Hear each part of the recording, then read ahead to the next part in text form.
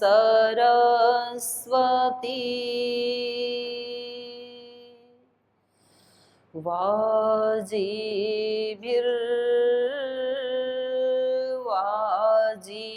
वाजिभिर्वाजिनीवती यज्ञं वष्टु धिया वसु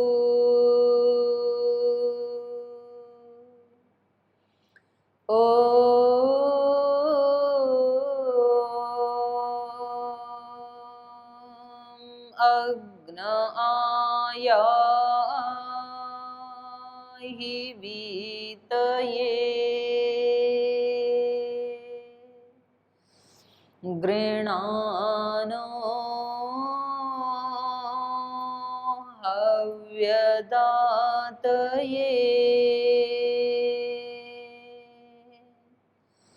निहोता सत्सि बर्हिषि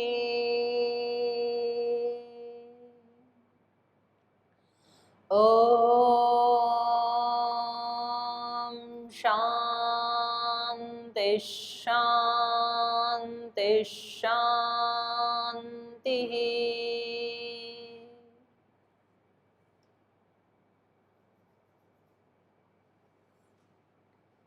जीवन दर्शन कक्षा में आप सभी का स्वागत है। आज 3 प्रकार के योग की चर्चा करेंगे हम, बल्कि 4 प्रकार की, तो आप उसको लिख लीजिए। एक है कैवल्य योग, आपने कभी सुना भी होगा या कोई आपसे पूछ लेंगे कि जी आपने योग की ट्रेनिंग ली है तो बताइए कैवल्य योग क्या होता है।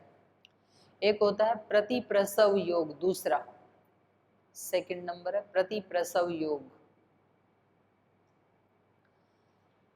और तीसरा है अष्टांग योग,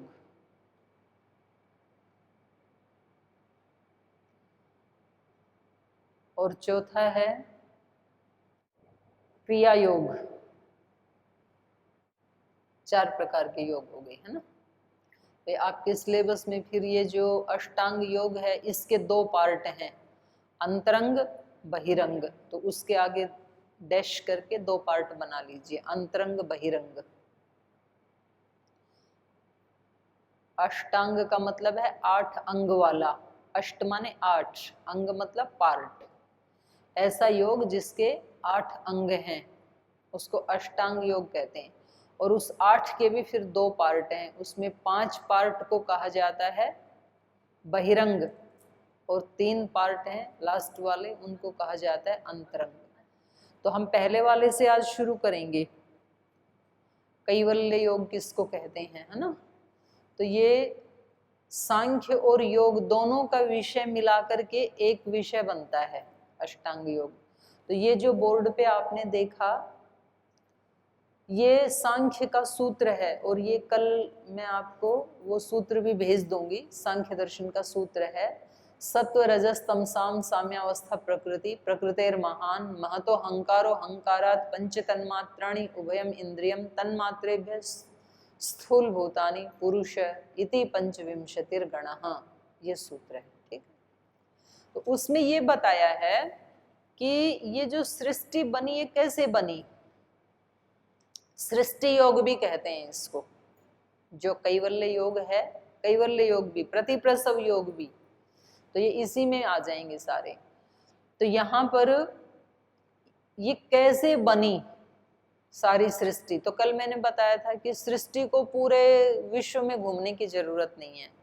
सृष्टि को समझना है तो शरीर की रचना को समझ लें तो सारी सृष्टि समझ में आ जाएगी। तो हमारी ये सृष्टि जो हम आत्माएं हैं, हमारे पास ये जो शरीर है ये कैसे बना, तो इसके बारे में बता रहे हैं। मूल प्रकृति, इसका मूल रूट, प्रकृति मतलब मूल रूट, जैसे कोई एक वृक्ष है तो उसका मूल क्या होता है, बीज। बीज को बोते हैं तो उससे अंकुर फूटता है, फिर उस अंकुर का दोनों तरफ विकास होता है, कुछ नीचे की तरफ कुछ ऊपर की तरफ, तो उसके मूल में क्या है, बीज। ऐसे ही हमारा ये शरीर बना तो इसके मूल में क्या है, रजवीर्य, उसके भी मूल में क्या है? तो ये है मूल प्रकृति बोलते हैं इसको, जिससे ये सारी सृष्टि बनी। वो है 3 गुण, त्रिगुण। तो त्रिगुण का मतलब क्या है? सत्वगुण, रजोगुण, तमोगुण। और ये तीनों अलग अलग नहीं हैं, तीनों हमेशा मिले ही रहते हैं। मतलब अलग अलग प्रकृति होते हुए भी तीनों अभिन्न हैं, ये कभी अलग नहीं होते हैं। तीनों को मिलाकर के ही मूल प्रकृति बनती है, उसको मूल प्रकृति कहते हैं। और उस त्रिगुण से फिर ये सारा संसार बना। तो ये जो त्रिगुण हैं, जैसे सत्वगुण जो है उसका स्वभाव क्या है? प्रकाश। आपके ही यहाँ पर पहले ही अध्याय में आया ना, प्रकाश क्रिया स्थितिशीलम भूतेन्द्रियात्मकम भोग अपवर्गार्थम दृश्यम। दृश्य क्या है ये बताया है यहाँ पर। 18 नंबर सूत्र दूसरे पाद का, साधन पाद का 18 नंबर सूत्र। प्रकाश क्रिया स्थितिशीलम भूतेन्द्रियात्मकम भोग अपवर्गार्थम दृश्यम। यद्यपि ये जो सिलेबस है ना, ये ज्यादा ढंग से बनाया नहीं। जैसे योग दर्शन का तो जो आधार है वो है अष्टांग योग, और अष्टांग योग इसमें दिया ही नहीं। और इसमें योग दर्शन में जो मुख्य बातें हैं वो 4 बातें सीखने योग्य हैं। हे हेतु हान हानो उपाय। हेय का मतलब हटाने योग्य वस्तुएं क्या हैं, हेय, उसको हेय बोलते हैं। हेय हेतु, उनका कारण क्या है। हान, हान मतलब मोक्ष, सुख, और उसका उपाय क्या है। बस ये 4 चीजें सीखनी है योग दर्शन में। और वो दोनों, वो दिया ही नहीं इन्होंने, दोनों मुख्य चीजें दी नहीं सिलेबस में, ऐसे ही सूत्र डाल दिए। तो खैर इसमें देखेंगे, संशोधन भी करेंगे। जैसे चरक शास्त्र में मुख्य रूप से 4 चीजें होती हैं। रोग, रोग का कारण, आरोग्य, आरोग्य का उपाय, आयुर्वेद खत्म। ऐसे ही योग दर्शन में, अध्यात्म दर्शन में हेय हेय हेतु हान हानो उपाय, योग दर्शन खत्म। हान जिसको हानि होती बोलते हैं ना हम, तो यहाँ का हान, हान का मतलब मोक्ष। मोक्ष में भी क्या होता है, सभी दुखों की हानि हो जाती है, तो इसलिए उसको हान कहते हैं। एक हुआ हेय, हेय मतलब हटाने योग्य, त्याज्य, बुरी चीज। हे हेतु, उसका हेतु क्या है। हे को आप दुख भी कह सकते हैं, क्योंकि हटाने योग्य क्या है, दुख। बुरी चीज क्या है, दुख। और उन दुखों का कारण क्या है, उसको कहेंगे हे हेतु। दुखों का कारण है अविद्या, अज्ञान से होते हैं सारे दुख। तो उसके आगे अविद्या लिख लो। फिर लिखो हान, हान के आगे 2 लाइन लगा के लिख लो मोक्ष। उसके आगे 2 लाइन लगा के लिख लो शाश्वत सुख। और चौथे नंबर पे हानो उपाय, हान का उपाय। उपाय क्या है, उस शाश्वत सुख को पाने का। ये 4 चीजें हमें सीखनी है। तो हे के लिए यहाँ पर सूत्र दिया हेयम दुखम अनागतम। 16 नंबर सूत्र है ना साधन पाद का। हे है अनागत दुख। देखो जो दुख हमने झेल लिए उसको क्या हटाएं, और जो दुख इस क्षण चल रहा है वो तो हम भुगत ही रहे। अगले क्षण में आने वाला जो दुख है वो हमारे लिए क्या है, हे, माने आगे के लिए हम संभल जाएं। तो इसको कहा हे। हेयम दुखम अनागतम, अनागतम दुखम हेयम। जो अभी दुख आया नहीं है वो हमारे लिए हटाने योग्य है। भोग लिया वो तो भोग लिया, उसको क्या हटाएंगे। और उसका हेतु क्या है, दृष्टि दृश्यो संयोगो हेय हेतु। 17 नंबर सूत्र है। दुख का कारण क्या है, हेय का हेतु क्या है। तो कहा दृष्टा, दृष्टा माने आत्मा, और दृश्य, दृश्य मतलब ये शरीर या ये सारी प्रकृति, इसको भी दृश्य कहते हैं। दृष्टा और दृश्य का जो संयोग है ये दोनों मिलके एक हो गए। आत्मा और शरीर दोनों मिलके एक हो गए और हमने शरीर को ही क्या मान लिया, आत्मा। ये हमारे दुख का कारण है। यदि हम शरीर को अलग माने और मैं आत्मा अलग हूं, हम अलग से माने, तो हमें कोई दुख हो नहीं सकता है, क्योंकि सारे दुख तो शरीर को होते हैं, कुछ मन को होते हैं, कुछ बुद्धि को होते हैं, आत्मा को तो दुख होता ही नहीं है। पर हमने शरीर बुद्धि मन को ही अपना अस्तित्व मान लिया, इसलिए हम दुखी होते हैं। तो ये हेतु क्या है, दृष्टि दृश्यो संयोग हेय हेतु, ये हेय का हेतु है। हान क्या है, तो ये यहां दिया है, देखो, तद अभावात संयोगा अभावो हानम तद दृश्ये कैवल्यम। कैवल्य योग भी यही है, यही सूत्र, और हान भी यही है। हान क्या है, तद अभावात संयोगा अभाव। इससे ऊपर वाला सूत्र भी आप एक बार देख लें, तस्य हेतु अविद्या। इस सूत्र का अर्थ है कि ये संयोग हो क्यों जाता है, दृष्टा और दृश्य का संयोग क्यों हो गया, कब हम इस शरीर से जुड़ गए, हम शरीर से जुड़ते क्यों हैं? तो कह रहे हैं तस्य हेतु अविद्या, अज्ञान के कारण जुड़ गए, हमारे अंदर ज्ञान नहीं था, तो इसलिए सारे ऐसे उल्टे सीधे काम किए कि उनके परिणाम स्वरूप हम शरीरों से जुड़ गए। तो तस्य हेतु अविद्या, उस संयोग का कारण क्या है, अविद्या। तद अभावात, अगर उस अज्ञान का अभाव हो जाए तो संयोग का अभाव, आत्मा का और शरीर के संयोग का भी अभाव हो जाएगा।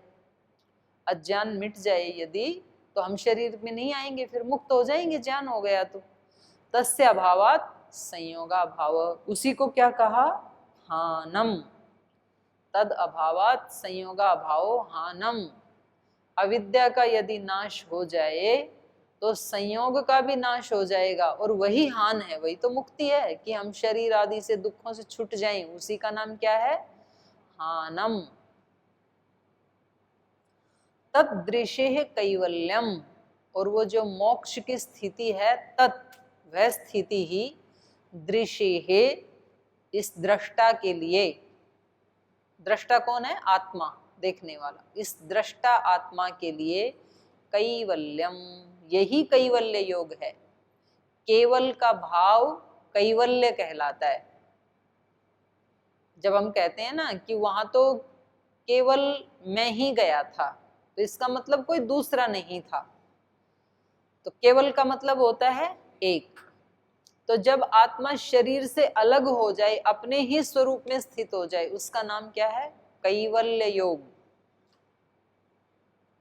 उसका उपाय क्या है, कैसे हो, तो अगले सूत्र में बता दिया 26 में, विवेक ख्याति अविप्लवा हानोपाय। उस हान का, मोक्ष का उपाय है अविप्लवा विवेक ख्याति। अविप्लवा मतलब जो हिलती डुलती नहीं है। जैसे आपने दीपक जलाया और उसके चारों तरफ एक ग्लास का वो लगा दिया, फैंस ऊपर से ढक दिया, तो अब दिए की ज्योति कैसी है, एकदम सीधी, ऐसे से हिलती नहीं है। यदि उसको हवा के झोंके लगे तो इधर उधर हिलती है। तो जब हमारी बुद्धि चारों तरफ से विवेक से, ज्ञान से युक्त है, तो हमारा मन इधर उधर डोलता नहीं है फिर, सही है ना। तो अविप्लवा विवेक ख्याति, ऐसा विवेक जो एक मिनट भी इधर उधर हिलता डुलता नहीं है। हमारा तो क्या होता है, जब हम ध्यान करते हैं तो विवेक बना रहता है, लेकिन जब खाने के लिए जाते हैं तो विवेक छूट जाता है, हिल जाता है विवेक। जब यहाँ योग दर्शन पढ़ते हैं तो विवेक बिल्कुल ऐसे रहता है, और जब सोने के लिए जाते हैं विवेक हट जाता है फिर, तो हमारा हिलता डुलता रहता है। तो कह रहे हैं कि हमें प्रयास करके विवेक को बनाए रखना है, ये उसका उपाय है मोक्ष का। हर काम करते हुए अंदर से सजग रहना, अपनी मति को हिलने डुलने नहीं देना, तो ये विवेक है, ये उसका उपाय है। ये 4 चीजें मैंने आउट ऑफ सिलेबस बताई हैं, लेकिन ये जानना बहुत जरूरी है कैवल्य योग के लिए। तो अब मैं आती हूँ इस सूत्र के ऊपर। यहाँ पर मूल प्रकृति जो है, यहाँ मैं ये सूत्र आपको बताना चाह रही थी, प्रकाश क्रिया स्थितिशीलम 18 नंबर सूत्र। प्रकाश क्रिया स्थितिशीलम भूतेन्द्रियात्मकम भोग अपवर्गार्थम दृश्यम। दृष्टा और दृश्य का संयोग, तो दृष्टा तो है आत्मा और दृश्य है शरीर, ठीक है। दृष्टा और दृश्य का संयोग हो गया, ये हमारे लिए दुख का कारण है। अभी बताया ना मैंने, दृष्टि दृश्य संयोगो ये हेतु, हम शरीर के साथ जुड़ गए, ये हमारे लिए दुख का कारण है। और इस शरीर को क्या कहते हैं? दृश्य। शरीर का ही दूसरा नाम क्या है योग दर्शन में? दृश्य। और ये दृश्य किससे बना? त्रिगुण से, 3 गुण से बना है ये, सत्वरज तम से। कैसे बना ये पूरा इस सूत्र में अभी समझाएंगे आपको, ये पूरी प्रक्रिया कैसे बन गया ये शरीर। तो मूल में 3 गुण हैं और उन 3 गुणों का स्वभाव क्या है? सत्व गुण का स्वभाव है प्रकाश। 18 नंबर सूत्र में पहला शब्द क्या है? प्रकाश। दूसरा है क्रिया। क्रिया किसका गुण है? रजोगुण का। तीसरा शब्द है स्थिति। स्थिति किसका गुण है? तमोगुण का। प्रकाश, क्रिया, स्थिति, शीलम। शील मतलब स्वभाव। इन 3 गुणों का ये स्वभाव है। सत्वगुण का स्वभाव क्या है? प्रकाश। रजोगुण का स्वभाव क्रिया। तमोगुण का स्वभाव स्थिति।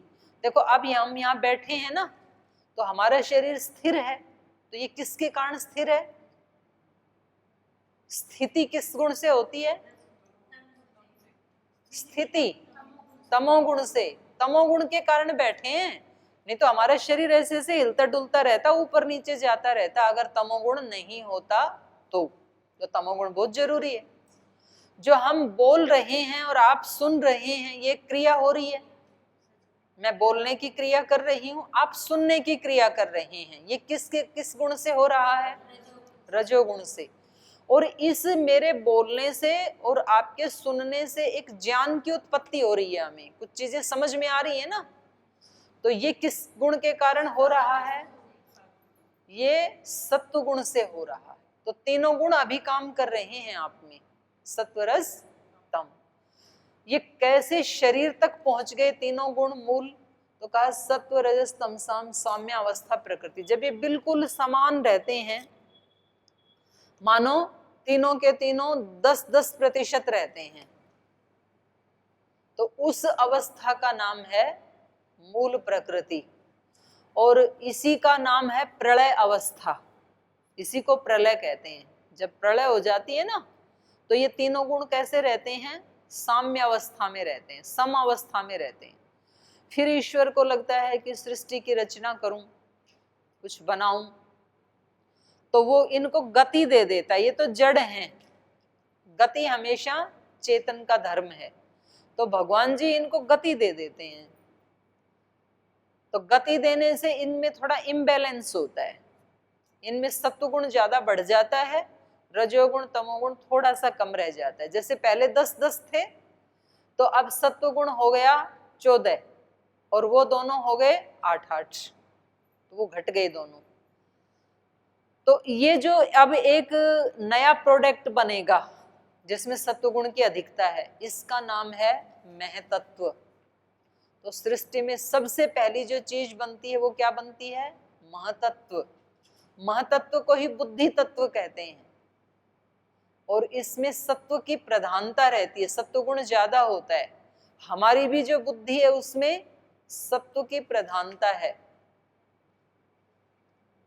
फिर वो भी घूमते रहे, उनमें भी एक प्रोसेस चलता रहा, गति होती रही। तो फिर अगला जो प्रोडक्ट बना वो बना अहंकार। अहंकार का मतलब यहाँ घमंड नहीं है, अहंकार का मतलब है अस्मिता। अस्मिता का मतलब है मैं। जब हमारे को ये अनुभूति होती है ना, मैं हूं, ये अनुभूति तो बच्चे को जन्म लेते ही हो जाती है आत्मा को। फिर उसके बाद मैं क्या हूं, तो वो माता पिता एक नाम दे देते हैं कि आप देवदत्त हैं, आप राम हैं, आप श्याम हैं, आप कृष्ण हैं, गोपाल हैं, आप राधा हैं, लक्ष्मी हैं, दुर्गा हैं, सरस्वती, ये नाम दे दिया उन्होंने। तो फिर हम मानने लगते हैं कि मैं राम हूँ। फिर थोड़े बड़े हुए तो बताया गया कि तुम एक लड़का हो, तुम एक लड़की हो, तो हमने माना कि हम लड़के हैं या लड़की हैं।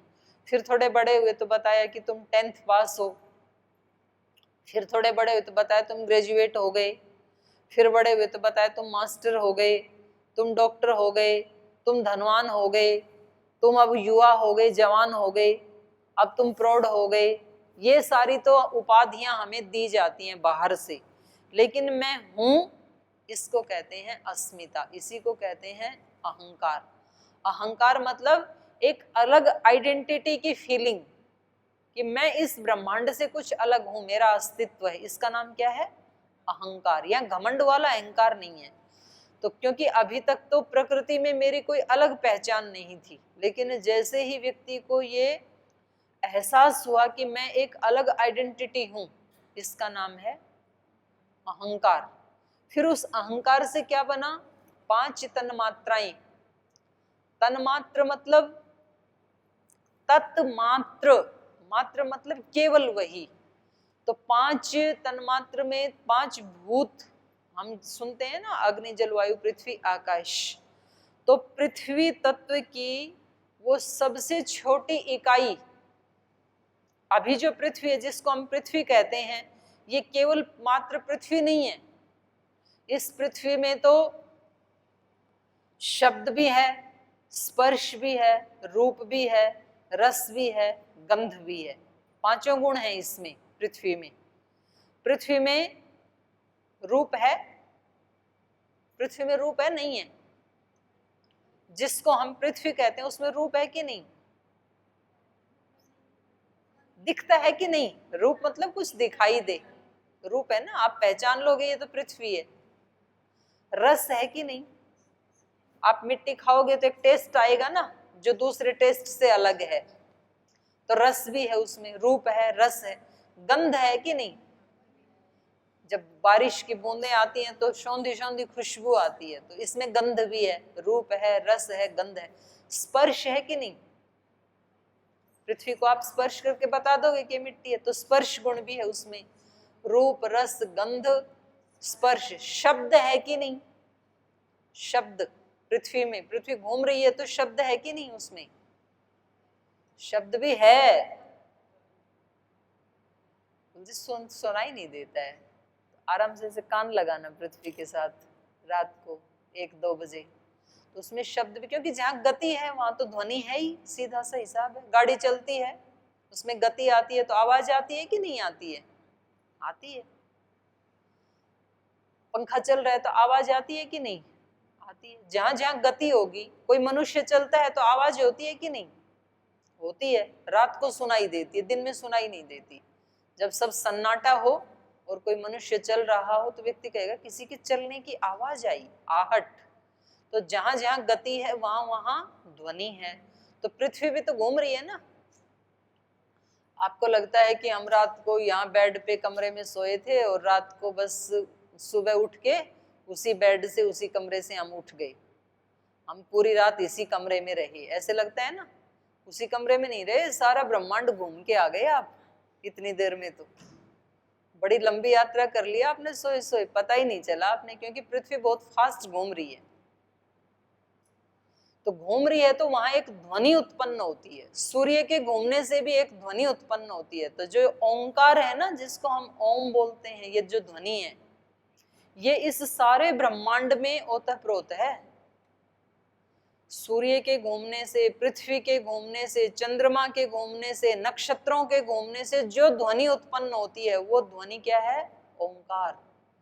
ये नासा के जो साइंटिस्ट हैं उन्होंने रिसर्च किया और उन्होंने कहा सूर्य की रश्मियों में वो ध्वनि सुनाई दे रही है। उन्होंने खोज की, अभी 4-5 साल पहले की बात है, अभी खोज की उन्होंने। तो जब हम कहते हैं कि जैसे ही हमने बोला ओ, तो हम सारे यूनिवर्स के साथ जुड़ जाते हैं, क्योंकि वो ही ध्वनि सारे यूनिवर्स में ओतप्रोत है। तो मैंने बताया ये जो पृथ्वी दिखती है इसमें तो 5 गुण हैं। लेकिन उस पृथ्वी की जो सबसे छोटी इकाई है उसको कहेंगे पृथ्वी तन्मात्र, तत्मात्र। उसमें 4 नहीं होंगे, केवल मात्र गंध होगी बस उसमें, उसको तन्मात्र कहते हैं। जैसे स्थूल जल है, पानी है हमारे पास, इसमें क्या क्या गुण है पानी में? पानी में रूप है, रूप है कि नहीं है? है। रस है कि नहीं? है। रूप रस गंध है कि नहीं? पानी में गंध है कि नहीं? कौन सी गंध है? पानी में गंध नहीं है। स्पर्श है कि नहीं? स्पर्श है। तो पानी में रूप रस गंध, शब्द है कि नहीं? पानी में शब्द है कि नहीं? बहता है तो आता है ना। तो 4 गुण हैं इसमें। लेकिन जो जल का तन्मात्र है, तत्मात्र, उसमें केवल रस होता है। वो बहुत सारे जुड़ गए तब रूप बना, तब उसमें स्पर्श हुआ। जो तत्मात्र है उसको स्पर्श नहीं कर सकते आप। सबसे सूक्ष्म इकाई, परमाणु कह सकते हैं आप उसको। जैसे मानो मेरे पास ये पुस्तक है, ये 5 भूतों से बनी है। मूर्तिमान जो भी चीज है ना संसार में, वो सब किससे बनी है? 5 भूतों से, जो हम लास्ट में आएंगे स्थूल भूत पे। जितनी भी ये सृष्टि है, क्योंकि इस 5 स्थूल भूत के बाद नया कोई प्रोडक्ट नहीं बना, सृष्टि वहां खत्म हो गई बस। तो ये जो सृष्टि अभी हमें दिखाई दे रही है, ये सब क्या है? 5 भूतों से बनी हुई। 5 भूत कौन से हैं? अग्नि जल वायु पृथ्वी आकाश। और उनके जो तन्मात्र हैं उसमें एक ही गुण होता है। पृथ्वी तन्मात्र में कौन सा गुण होता है? गंध, गंधवती पृथ्वी। जो जल तन्मात्र है उसमें कौन सा गुण होता है? रस। अग्नि तन्मात्र में रूप, रूप होता है अग्नि में। रस होता है जल तन्मात्र में।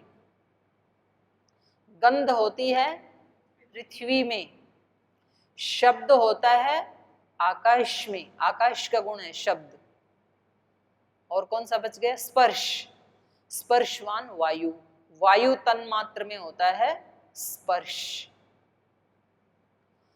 अब ये इससे जो वस्तुएं बनी उनमें किसी में 4 गुण हैं, किसी में 3 हैं, किसी में 2 हैं, किसी में 1 है। पृथ्वी में 5 हैं, अभी बताया ना मैंने। तो पृथ्वी जितने भी पार्थिव चीजें, पार्थिव मतलब ये भी पार्थिव ही माना जाएगा, जिसमें मूर्त रूप है वो सब पार्थिव वस्तुएं मानी जाएंगी। ये भी पार्थिव है, ये टेबल भी पार्थिव है, माइक भी पार्थिव है, शरीर भी पार्थिव है। तो जो जो पार्थिव वस्तुएं हैं उनमें 5 गुण होंगे, ठीक है। जो अग्नि है, अग्नि में कितने गुण हैं? अग्नि में रूप है, अग्नि में रूप है। अग्नि में रस है, रस दूसरों का भी सुखा दे, उसमें कोई रस नहीं है। गंध है, अग्नि में गंध है, कभी सूंघ के नहीं देखी। अग्नि में गंध नहीं है, गंध नहीं है। जल पदार्थ की गंध आती है, अग्नि की गंध नहीं है, ठीक है। तो अग्नि में रूप है, रस नहीं है, गंध नहीं है, शब्द है। अग्नि जलती है तब शब्द आता है कि नहीं? आता है। अग्नि जब उसमें जंगल में जल रही हो तो दूर से आपको पता लग जाएगा कि कहीं आग लगी है, तो शब्द है।